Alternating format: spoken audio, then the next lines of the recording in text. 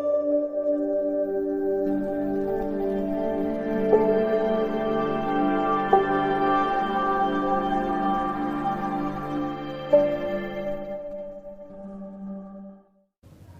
اللہ الرحمن الرحیم۔ السلام علیکم ورحمۃ اللہ۔ ناظرین، 15 رمضان المبارک کا دن حضرت حسن رضی اللہ عنہ کی پیدائش کا دن ہے اور اسے یوم حسن بھی کہا جاتا ہے۔ رمضان کا مہینہ مبارک مہینہ ہے۔ اس مہینے میں حضرت حسن رضی اللہ عنہ کی پیدائش کا دن ہے۔ تو آئیے سنتے ہیں مفتی عبدالوحید قریشی صاحب سے سیرت حسن رضی اللہ عنہ۔ 15 رمضان المبارک سن 1444 ہجری ہے اور آج کے دن میں حضرت امام حسن رضی اللہ تعالیٰ عنہ کی پیدائش کا دن ہے، جسے یوم ولادت حسن کا نام دیا جاتا ہے۔ رمضان المبارک کا مقدس مہینہ ہے۔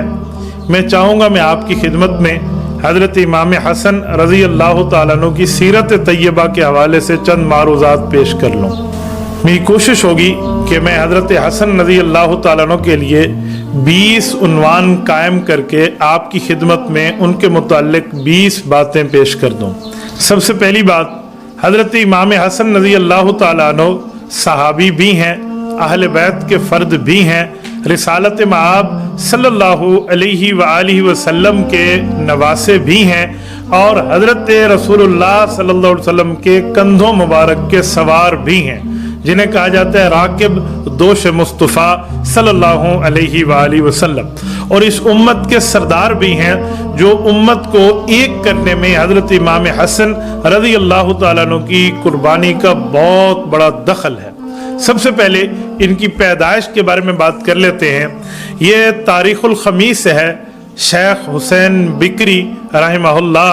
قاہرہ مصر سے انہوں نے اس کو تحریر فرمایا ہے۔ تاریخ الخمیس فی احوال انفس النفیس، یہ 5 جلدوں میں ہے۔ حضرت رسول اللہ صلی اللہ علیہ وآلہ وسلم کی سیرت طیبہ کے متعلق پہلی 2 جلدوں میں کافی مواد موجود ہے۔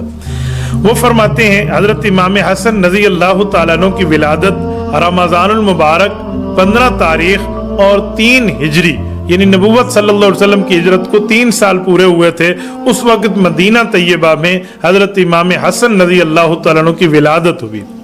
دوسرے نمبر پہ ان کے نام اور ان کے نسب، خاندانی قبیلہ اور تعارف،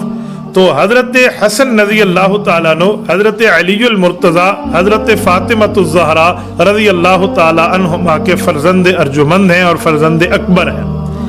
نبی پاک صلی اللہ علیہ وآلہ وسلم نے ان کو بہت سے القابات دیے ہیں، جن میں ایک لقب سبت رسول بھی ہے کہ نبی پاک صلی اللہ علیہ وسلم کی نسل، ریحانت النبی بھی ہے کہ نبی پاک صلی اللہ علیہ وسلم کی سونگنے والی خوشبو، کہ نبی پاک علیہ السلام ان سے جنت کی خوشبو سونگا کرتے تھے۔ ان کا ایک لقب شبیہ الرسول بھی ہے کہ نبی پاک صلی اللہ علیہ وسلم کے مشابہ تھے۔ تیسرے نمبر پہ کہ جس وقت بچے کی ولادت ہو جائے تو اس کے کان میں آذان دی جاتی ہے۔ حضرت امام ترمذی رحمۃ اللہ تعالیٰ علیہ نے جامع ترمذی میں حضرت رسول اللہ صلی اللہ علیہ وسلم کے صحابی اور ان کے غلام حضرت ابو رافع رضی اللہ تعالیٰ عنہ کے واسطے سے حدیث پاک نقل فرمائی ہے کہ جس وقت حضرت امام حسن پیدا ہوئے تو نبی پاک صلی اللہ علیہ وسلم خود تشریف لائے حضرت فاطمۃ الزہرا رضی اللہ تعالی عنہا کے گھر، اور رسول اللہ صلی اللہ علیہ وسلم نے بچے کے کان میں خود آذان دی، ایک طرف سے آذان جو دائیں طرف ہے، دوسری طرف سے اقامت جو بائیں طرف ہے۔ چوتھے نمبر پہ سب سے پہلی خوراک، جس کو ہم اردو زبان میں گھٹی کہتے ہیں، حضرت امام حسن رضی اللہ تعالی عنہما کے لیے جو گھٹی کی باری ہے، یہ البدایہ والنہایہ میں حضرت امام ابن کثیر رحمۃ اللہ تعالی علیہ فرماتے ہیں حضرت رسول اللہ صلی اللہ علیہ وسلم نے اپنے لعاب دہن کی گھٹی حضرت حسن رضی اللہ تعالیٰ عنہ کو اپنے ہاتھوں سے عطا فرمائی۔ 5ویں نمبر پہ جو بچے کی پیدائش کے بعد اس کا حلق کرایا جاتا ہے، سر کے بال مونڈوائے جاتے ہیں، تو یہ اسلام کے اندر ایک بہت بڑی روایت موجود ہے۔ حضرت امام ذہبی رحمۃ اللہ تعالی علیہ نے سیر اعلام النبلاء میں حضرت فاطمۃ الزہرا رضی اللہ تعالی عنہا کے حوالے سے لکھا ہے کہ نبی پاک صلی اللہ علیہ وسلم کے حکم کے مطابق انہوں نے اپنے بیٹے کے بال اتروائے اور ان بالوں کا وزن کیا، جتنا وزن بنا چاندی کے برابر اس کا وزن کر کے چاندی کی قیمت کو یا چاندی کو صدقہ اور خیرات کے طور پہ پیش فرمایا۔ چھٹے نمبر پہ جب بچے کا عقیقہ ہوتا ہے تو عقیقے کے متعلق بھی میں آپ کی خدمت میں یہ بات عرض کر لوں کہ زمانہ جاہلیت میں یہ تھا کہ ایک جانور ذبح کرتے، اس کا خون بچے کے سر پہ مل لیتے۔ رسول اللہ صلی اللہ علیہ وسلم نے اس رسم کو ختم فرمایا۔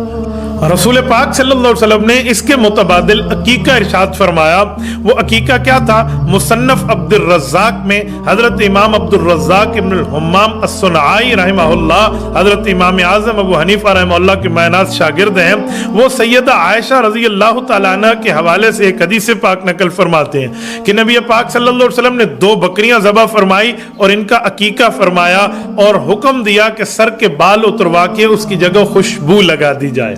7ویں نمبر پہ اگر ہم دیکھیں تو حضرت امام حسن رضی اللہ تعالیٰ عنہ کے لیے ہمیں احادیث پاک ملتی ہے۔ میں 7ویں، 8ویں، 9ویں نمبر پہ چاہوں گا کہ 3 احادیث آپ کی خدمت میں پیش کر پاؤں۔ جامع ترمذی میں حضرت امام ترمذی رحمہ اللہ نے حضرت علی المرتضیٰ رضی اللہ تعالیٰ عنہ کی روایت کو ذکر فرمایا ہے۔ حضرت علی فرماتے ہیں رب نے مجھے جو بیٹے عطا فرمائے، حضرت حسن اور حضرت حسین، اللہ نے ان کو شکل مصطفیٰ جیسی عطا فرمائی صلی اللہ علیہ وسلم۔ حضرت امام حسن کے لیے فرمایا کہ سر سے لے کر ناف تک یہ نبی پاک صلی اللہ علیہ وسلم کے مشابہ اور نبی پاک علیہ السلام کے ہم شکل تھے، اور ناف سے لے کر پاؤں تک حضرت رسول اللہ کے مشابہ اور ہم شکل حضرت حسین رضی اللہ تعالیٰ عنہ تھے۔ اگر اس مشابہت کی بات ہم دیکھیں کہ یہ جو مشابہت ہے ان 2 شہزادوں کی نبی پاک صلی اللہ علیہ وسلم کے جسم سے، تو صرف ظاہری اعضاء تک محدود نہیں ہے کہ جیسے نبوت کے اعضاء مبارکہ ہیں، نبی پاک صلی اللہ علیہ وسلم کی شکل مبارک ہے،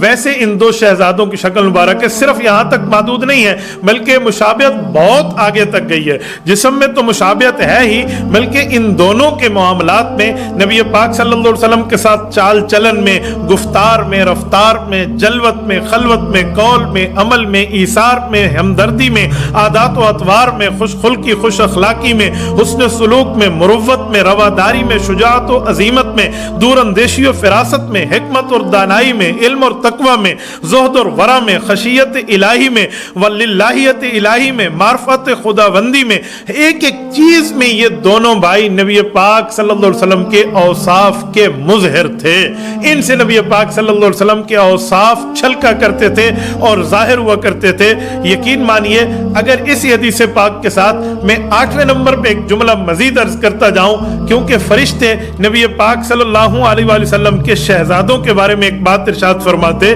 وہ ان کے پاس حاضر ہوتے حضور پاک علیہ السلام کے پاس اور فرماتے حسن اور حسین کو رب کریم نے جنتی نوجوانوں کا سردار بنا دیا ہے۔ اور جنتی نوجوانوں کے سردار کی روایت یہ تقریباً الفاظاً جو ہے، یہ معنن جو ہے الفاظاً بھی ثابت تو ہے، معنن متواتر ہے۔ حضرت ابو ہریرہ رضی اللہ عنہ کی یہ روایت جامع ترمذی جلد 2 ابواب المناقب میں موجود ہے، تو وہاں پر دیکھا جا سکتا ہے۔ میں ان کی جنازہ اور تدفین کی بات کرتا ہوں۔ جب حضرت امام حسن رضی اللہ تعالی عنہ کا انتقال ہوا تو اس کی وجہ جعدہ بنت اشعث کندی، یہ جو عورت ہے یہ امام ذہبی رحمۃ اللہ علیہ کی بقول یہ ان کی اہلیہ ہے، اور اس نے کسی سازش میں آ کے ان کو زہر دیا تھا، اور یہ زہر حضرت امام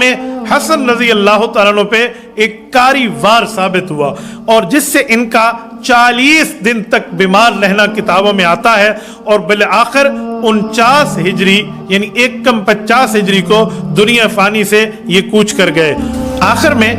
حضرت امام حسن رضی اللہ تعالیٰ عنہ کو خراج عقیدت پیش کرتے ہوئے اشعار میں ان کو سلام عقیدت یوں پیش کروں گا۔ حضرت حسن رضی اللہ عنہ تیرے چہرے پہ نوری جمال ہے، تو نے کی ہے معاویہ بن ابی سفیان رضی اللہ عنہ سے صلح، یہ تیری کمال ہے، جس دن سے تو نے صلح کی پھر جنگ نہیں ہوئی، ہم اہل سنت والجماعت کرتے ہیں تیری تعریف، تو نبی کا نواسا علی المرتضیٰ رضی اللہ عنہ کا لال ہے، جس دن سے تو نے صلح کی پھر جنگ نہیں ہوئی، تیری صلح بحال ہے، تو علی کا لال ہے، تو علی کا لال ہے۔ جزاکم اللہ تعالی۔ اقول قولی ھذا واستغفر اللہ وآخر دعوانا